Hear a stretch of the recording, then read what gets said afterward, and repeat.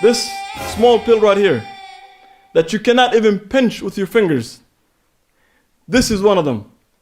This single pill by itself can kill a human being.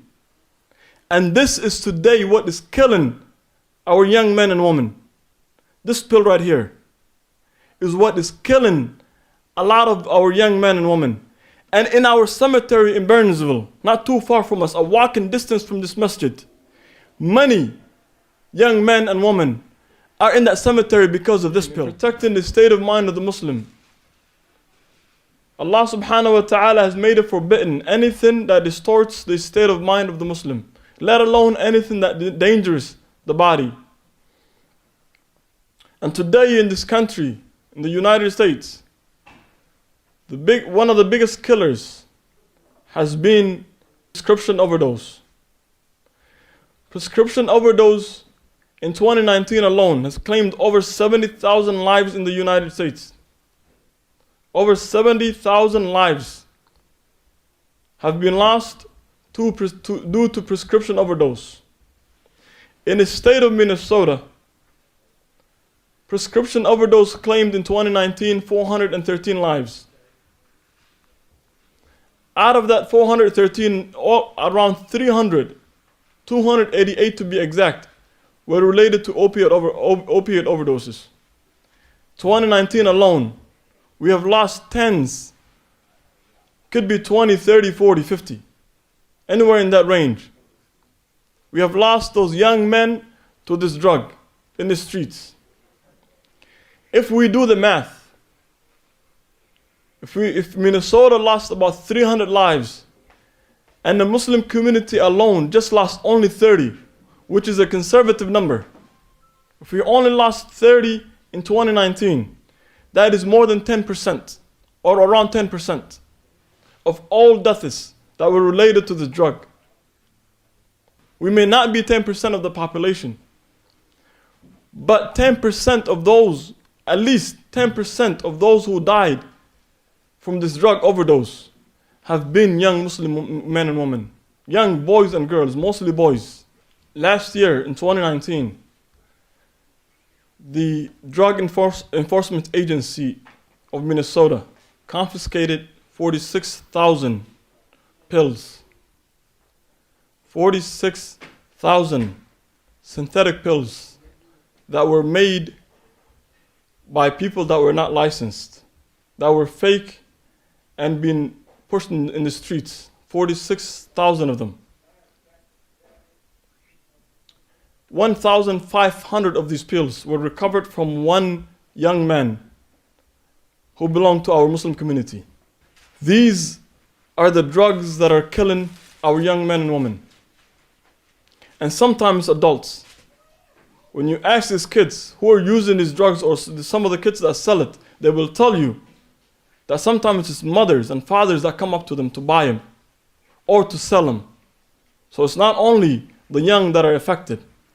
And do not expect that these are little kids on the streets. These are lost children. No. They are from all types of households. We have seen, and believe me, I have seen personally myself, kids who were in the past, in recent years, used to take part in Quran competitions, had the Quran memorized, and suffering from these problems. You see kids that come from good households, well-respected households, great parents that are on the streets doing this without the knowledge of their parents. You will see young girls, you can't tell anything from their appearance that they're using these kind of drugs or they're bad in nature, but they're still using this. So this is not like the drugs in the past where it changes the person entirely. You're not going to see the person drunk or high. They could be using it and it's still out there functioning fine. They could be in your household. They could be in anyone's household using it or selling it. I talked to one of the children one day, young man, and his parents kept him in the house for about 2 months. He did not leave the house for about 2 months. He was locked in the house, grounded for 2 months. And he told me in the 2 months that he was home, he was selling the drugs from his house, from the balcony, and collecting the money. These drugs, this is one of them. This small pill right here that you cannot even pinch with your fingers, this is one of them. This single pill by itself can kill a human being. And this is today what is killing our young men and women. This pill right here is what is killing a lot of our young men and women. And in our cemetery in Burnsville, not too far from us, a walking distance from this masjid, many young men and women are in that cemetery because of this pill. Single pill of this, or even a fraction of this, can claim the life of a human being. You do not have to be using it in the past. You do not have to have done anything in the past. This pill alone costs $30. This single pill alone costs $30 US dollars in the streets. Imagine the person, the young boy or the young girl, or the young mother or father who has to take this pill every single day to function, to be part of the society and part of the community. Imagine the young boy or girl who has to take this pill to sleep. And a lot of them will tell you that they needed to sleep. A lot of them will tell you that they needed to eat and function. A lot of them will even tell you they needed to do their homework. And I've heard that. Single pill can claim the life of a human being. And to save him, it cannot even take 3-4 minutes. By the time they take it and it gets to them, 3-5 minutes they could be dead. And no one may notice. They could be in their bed and dead and be discovered the next day. They could be in their car. They could be at their workplace. And all of this has happened. We have seen it all. And the reason we talk about it today is because summer is coming up. The months of summer are coming. And in these months, we will see an increase in this. In this coming months, we will see an increase in the usage of this pill in the community. Ramadan is coming. Unfortunately, last Ramadan, we have lost a number of children due to this pill. During Ramadan, during the summertime, during the pandemic. None of that stuff, or none of those occasions, are stopping these kids from using it because of the addiction problem. If you are a young man or woman in the audience, listen to this plea, who is using it or is thinking about using this. This can claim your life. You're not smarter than the young men and women that we bury every month, every summer. You're not smarter than them. You're not more intelligent. Don't think that this next pill is not going to kill you. None of them thought this was going to be the end of their life. None of them thought the last pill that they took was a killer pill. Yes, quitting can be difficult. Withdrawal from this drug can be difficult. But what's more difficult is to lose your life. What is more difficult is for you, for your mother to mourn, for your father and your family to mourn, not knowing how they lost you. If you know a friend who's using this, if you are a young man in the audience and you know a friend who's using this, the time to tell them to stop is now, not tomorrow. Tomorrow might be too late. Tonight they might take one of these again, and it could be the last thing that they take. Tonight could be the last night that they live, and to save them could be in your hands. Do not be ashamed to go up to them and approach them and tell them to quit and to stop. Do not be ashamed to go out to an adult or a counselor or someone who can help or a professional and seek for help. Be ashamed that you are the reason that they die. Be ashamed that you are the reason tomorrow and for the rest of your life you're going to live in regret because you could have done something about that young man's life. Be ashamed that you're going to live in regret for the rest of your life when you could have done something about it. The decision is in your hand today. If you're using it, The time to stop is now.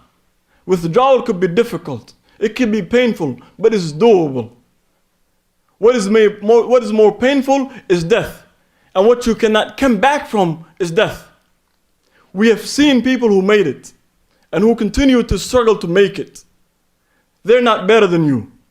You could do it. If you're a parent who is a child who is not involved in this, do not feel safe from it. May Allah subhanahu wa ta'ala protect us and protect our children from this. But do not shame others because they have children who are struggling with this.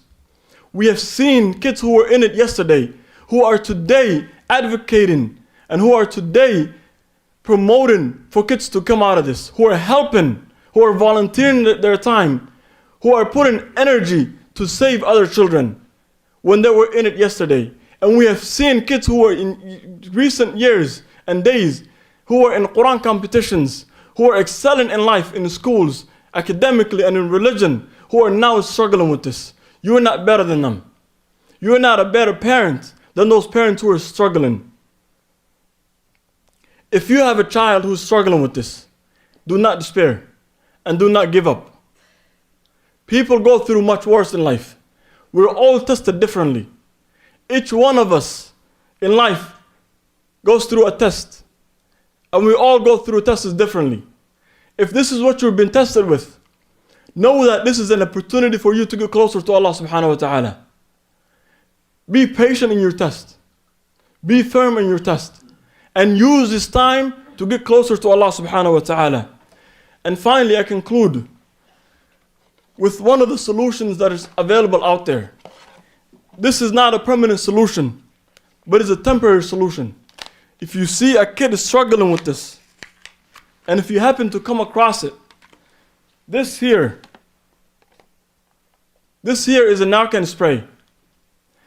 This is not a permanent solution, but this can save a life.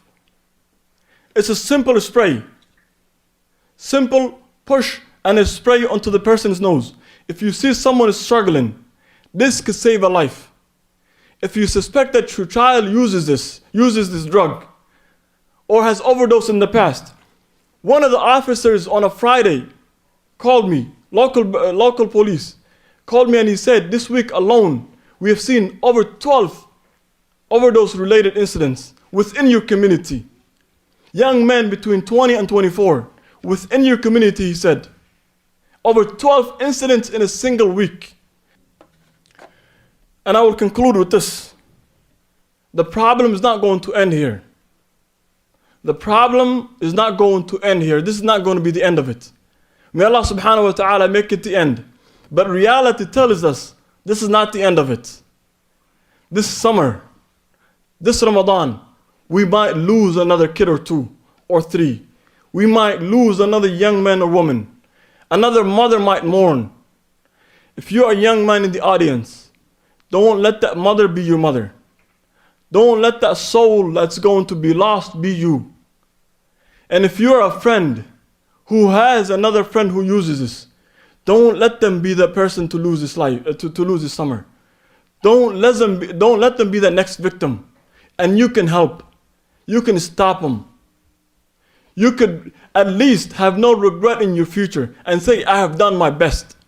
But for you to live, if all of the kids that we buried last summer and the years before, all of them have friends and had friends who knew about them. They had friends who were with them when they were overdosing. They had friends who were with them when they were dying. Many of them did not die alone. They had people with them. But they did not ask for help. They did not seek help. You can make that change. You can save that life. You can start with your own life. As Allah subhanahu wa ta'ala commands us in the Quran, قُوا أَنفُسَكُمْ وَأَهْلِيكُمْ. Start with your own selves first, and then to your families and friends. اللهم حبب إلينا الإيمان وزينه في قلوبنا وكره إلينا الكفر والفسوق والعصيان واجعل اللهم من الراشدين. Again, I emphasize, and we cannot emphasize enough, don't let this be what kills you in life. If you're a young man in the audience or woman, if you're a young girl in the audience, don't let this be what takes your life.